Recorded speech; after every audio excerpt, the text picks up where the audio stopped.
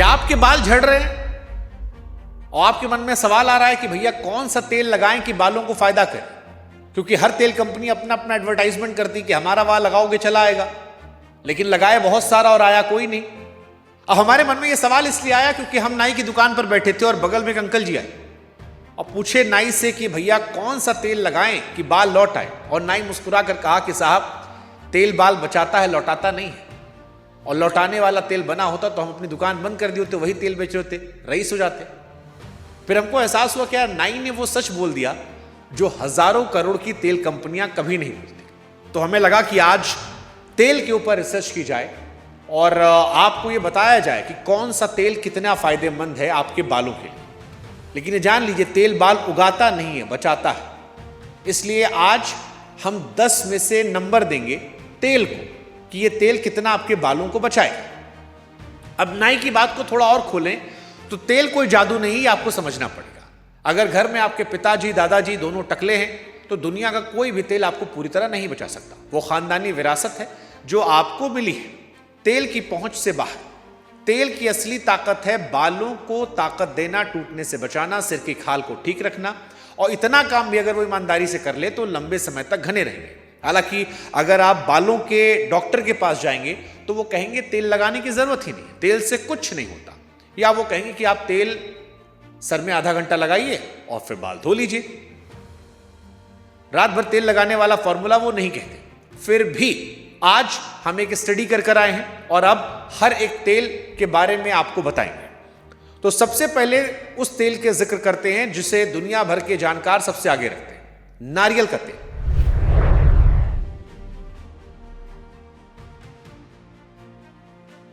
तो देखो भैया, सच ये है कि जितने भी तेल आपके घर में हैं, जितने भी प्रकार के तेल हैं, उसमें नारियल का तेल 10 में से 9 नंबर पाता है, यानी टॉप क्वालिटी के तेल में होता है।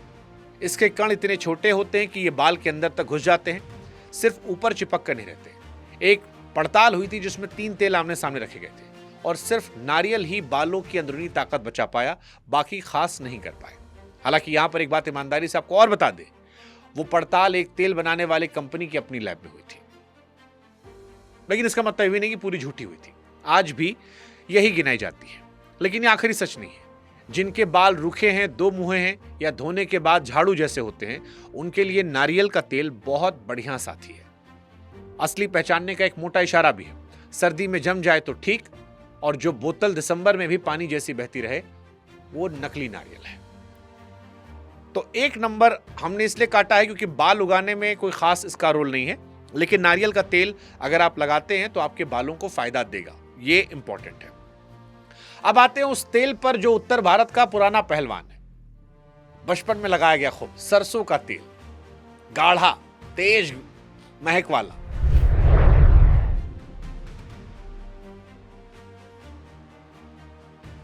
अब सरसों का तेल दादी नानी खूब ठोकी, मतलब आपके सर पे भी ठोका गया होगा, ऐसे चू रहा होगा। बचपन में तो खूब होता था। आज के दौर में नौजवान थोड़ा कतराते हैं क्योंकि ये सिर की खाल में खून का दौरा बढ़ाता है, गर्मी देता है। सर्दियों की चंपी के लिए, मोटे मजबूत बालों वालों के लिए आज भी ये सोना है।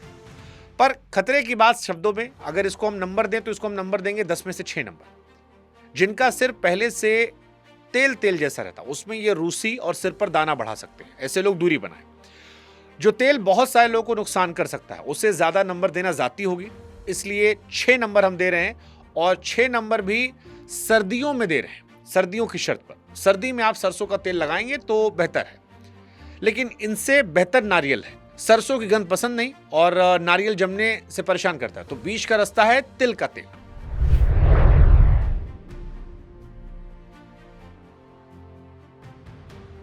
हाँ, ये तीसरा तेल है जो नारियल के बराबर टक्कर तो नहीं दे रहा, लेकिन नारियल से थोड़ा नीचे और सरसों से थोड़ा क्वालिटी बेहतर है, तिल का तेल। इसे लोग भूल गए हैं, जबकि आयुर्वेद में मालिश के लिए तिल को सबसे ऊपर रखा गया। ये ना ज्यादा भारी होता है, ना ज्यादा हल्का होता है। अच्छी बात यह है कि हर मौसम में यह तेल चलता है और महाराष्ट्र से लेकर दक्षिण भारत तक पीढ़ियों से लग रहा है, हर काम में चलने वाला तेल। हाँ, ये बिना गंध का नहीं है, इसकी अपनी एक अलग अखरोट जैसी गंध होती है जो सिर पर घंटों तक बनी रहती है, और कुछ लोगों को यह सरसों जितनी अखरती है। इसलिए पहली बार लगाएं और देखें। अब इस पे 3 नंबर क्यों काटा हमने अगर इतना बढ़िया है? तो देखिए 3 नंबर इसलिए काटा क्योंकि झड़ते बालों पर इसका कोई सीधा दावा नहीं है, लेकिन तेल बढ़िया है, मतलब सरसों से थोड़ा बेहतर है और बाकी थोड़ा नीचे है। अब अगला तेल बात करते हैं। आयुर्वेद के 2 सिपाही और भी हैं। एक है आंवला, जिसको हम दे रहे हैं नंबर 7।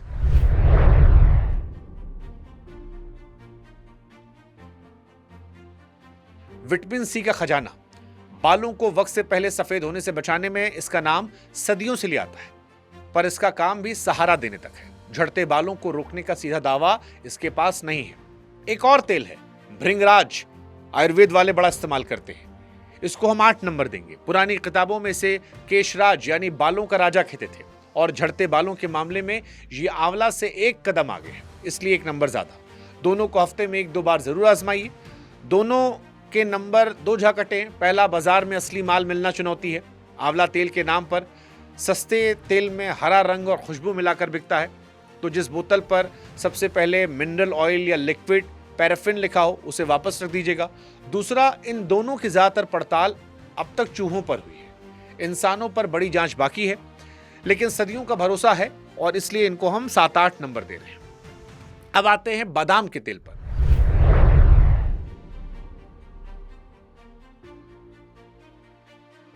बादाम का तेल भी बीच में काफी ट्रेंड हुआ था, इसको दे रहे हैं 7 नंबर। हल्का है, विटामिन ई से भरा हुआ, जिनके सिर पर भारी तेल जमता नहीं उनके लिए सबसे अच्छा है। रोजमेरी मिलाने के लिए भी सबसे बढ़िया यही है। पूरे नंबर इसलिए नहीं है क्योंकि असर हल्का है और दाम नारियल के तेल से ज्यादा है, तो अच्छा है, मददगार है, लेकिन हीरो नहीं है। अगर आप घने बालों की चाहत रखते हैं तो अरंडी का तेल,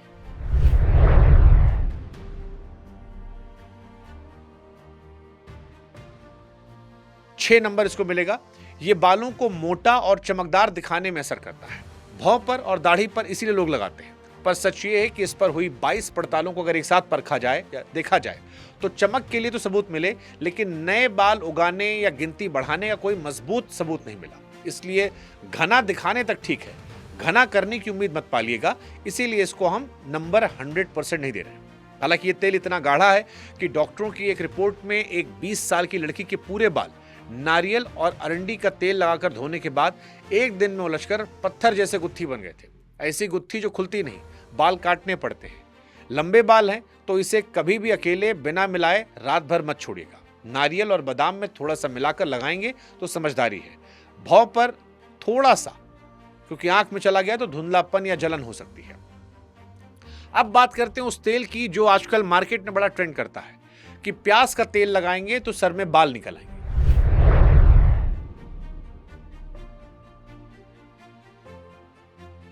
कितना सच है? आधा सच है, क्योंकि प्याज के तेल को सिर्फ 5 नंबर हम देंगे। ध्यान से सुनिएगा। इसके पीछे जो पड़ताल है वो असल में एक अलग बीमारी पर हुई थी, जिसमें सिर पर गोल चकत्ते बनकर बाल उड़ जाते हैं। आम बाल झड़ने या गंजेपन पर नहीं। उसमें 23 में से 20 लोगों के बाल वापस आ गए थे, जबकि सादा पानी लगाने वालों में से 15 में से सिर्फ 2 के आए थे। यानी नतीजा जो था वो बहुत जोरदार था, लेकिन वो बीमारी दूसरी थी। वो पड़ताल भी प्याज के रस पर थी, तेल पर नहीं थी। बोतल में जो प्याज का तेल बिकता है उसमें प्याज कितना है और बाकी तेल कौन सा है ये कोई बताता नहीं। तो अगर प्याज आपको आजमाना है तो घर पर प्याज का रस निकाल कर आधे घंटे लगाइए। सस्ता भी है, पड़ताल भी उसी पर हुई थी। पर पहली बार कान के पीछे थोड़ा सा लगाकर एक दिन देख लीजिए, क्योंकि उसी में आधे से ज्यादा लोगों की खाल पर लाली आ गई थी। तो विज्ञापन पर तो ये 10 नंबर है, सबूत के 5 नंबर है। अब तेलों में एक विदेशी तेल भी है जिसको लोग लगाते हैं, जिसका नाम है रोजमेरी।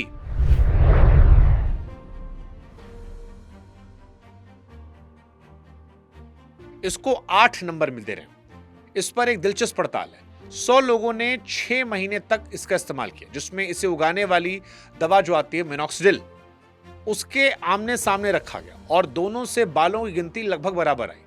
पर एक बात ध्यान रखिए, वो दवा 2% वाली थी, जबकि मर्द आमतौर पर 5% वाली दवा लगाते हैं। फिर भी ये अकेला तेल है जिसके पास नए बाल उगाने के मामले में इंसानों पर कुछ ठोस सबूत है। पर तरीका ध्यान से, बाजार में ये एसेंशियल ऑयल के नाम से मिलता है, जो पौधे का बहुत गाढ़ा और तेज रस होता है। सीधे सिर पर लगाया तो जलन खुजली हो सकती है, इसलिए हमेशा नारियल या बादाम की एक कटोरी में 4-5 बूंद मिलाकर रखिए। अब पूरे नंबर इसलिए दे रहे हैं क्योंकि पड़ताल गिनी चुनी है और असर कई महीने लगता है।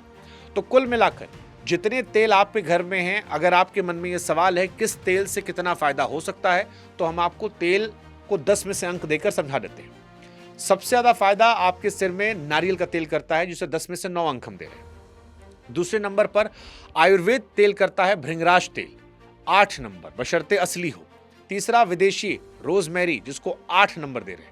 तिल का तेल 7 नंबर, आंवले को 7 नंबर, बादाम के तेल को 7 नंबर, सरसों को 6 नंबर, अरंडी को 6 नंबर और प्याज के तेल को 5 नंबर। मतलब जो तेल सबसे ज्यादा टीवी पर दिखता है वो सबसे नीचे है, और जो दादी की अलमारी में 100 रुपए में पड़ा था वो सबसे ऊपर।